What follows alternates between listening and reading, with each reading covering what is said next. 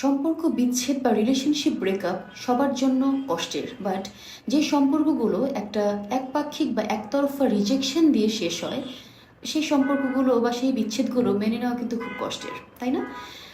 কারণ এই বিচ্ছেদটা আমাকে একটা ফিলিং অফ অ্যাবান্ডনমেন্ট, রিজেকশন, হিউমিলিয়েশনের মধ্যে ফেলে দেয়, আমাকে আনলাভড বা হিউমিলিয়েটেড ফিল করায়। আমি আদৌ বুঝতে পারি না যে আমি এটা ডিজার্ভ করি কি না।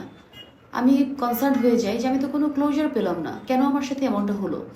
ঠিক এই সময়টাতে নর্মালি যেটা আমরা করে থাকি, আমাদের অভ্যেসও বলতে পারেন, প্রাক্তন বা যার কাছ থেকে রিজেক্টেড হলাম তার ফেসবুক বা প্রোফাইল, ইনস্টাগ্রাম প্রোফাইল বারবার আমরা স্টক করতে থাকি।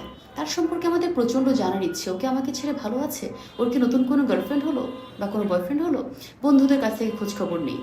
আমাদেরকে এটা হিলিং প্রসেসে তো হেল্প করেই না, উল্টো একটা লুপের মধ্যে আমাদেরকে স্টাক করে রাখে। যেটা করতে হবে সেটা হচ্ছে mute, unfollow and stop chasing him or her.